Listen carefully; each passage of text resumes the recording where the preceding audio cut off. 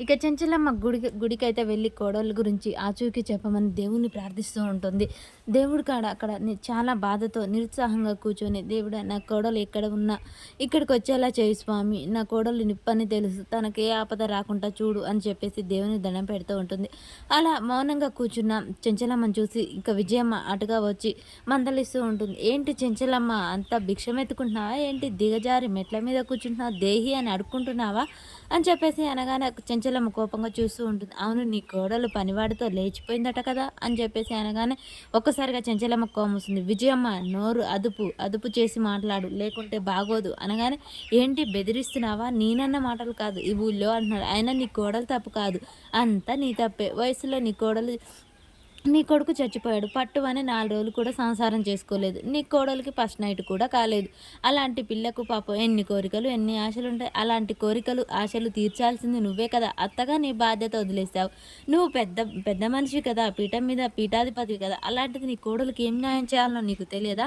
అలాంటి నీ కోడల్ని గాలికి వదిలేసావు. అందుకే తను పనివాడితో లేచిపోయింది. ఇది నేనంటున్న మాట కాదు, ఊళ్ళో అంటున్న మాట. నువ్వు ఎంతమందిని నోరు మూయించగలవు అనగానే నోరు అదుపు చేసి మాట్లాడు. అసలు నీకు ఒక కూతురుంది. అలాంటి కూతురు వెళ్ళిపోతే ఇలాగే మాట్లాడతావా? నిజమేంటో తెలుసుకోకుండా ఇలా వాగుతావా అనగా నా కూతురు ఇలా చేస్తే చంపి పడేస్తా. నా పెంపకం మీద నాకు నమ్మకం ఉంది. చూడు నా కోడలేంటో కూడా నాకు తెలుసు. విజయమ్మ ఆగు ఒక్క మాట. చెప్పింది వినకుండానే వెళ్ళిపోతున్నావేంటి? నా కోడలికి ఎలా న్యాయం చేయాలో, ఏం చేయాలో నాకు తెలుసు.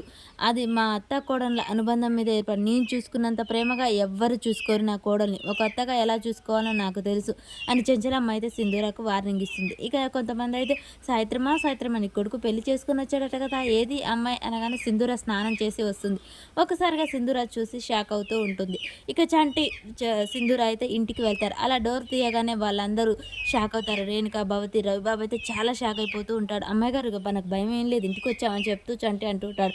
ఇక బస వచ్చేసి అమ్మ సింధూరమ్మ గారు వచ్చారు అని చెంచలమ్మకి చెప్పగానే చాలా సంతోషపడుతూ పరిగెత్తుకుంటూ చెంచలమ్మ అయితే బయటికి వస్తుంటుంది. ఇక ఇదే అదునుగా రవిబాబు తన నిజమేడా బయటపడుతుందో అని చంటిని చాలా చెడామడా కొడుతూ ఉంటాడు కట్టె తీసుకొని. ఏ ఆగు ఆగు అని చెప్పేసి సింధూర అతని పక్కకు లాగేసి రవిబాబు గల్లా పట్టుకొని చెంప పగలగొడుతూ ఉంటుంది. అది చూసిన కేశవ, చెంచలమ్మ అయితే షాక్ అయి చూస్తూ ఉంటారు. మరి సింధూర నోటి నుంచి రవిబాబే తప్పు చేశాడని నిజం చెప్తుందా, లేకుంటే చంటిని తీసుకొని వెళ్ళిపోయినందుకు ఇలా సింధూర రియాక్ట్ అవుతుందని చెంచలమ్మ అనుమానిస్తుంది. అసలు ఏం జరుగుతుంది, ఎవరు బయటికి వెళ్తారు, ఎవరు ఇంట్లో ఉంటారు అనేది మనకు నెక్స్ట్ వీడియోలో తెలుస్తుంది.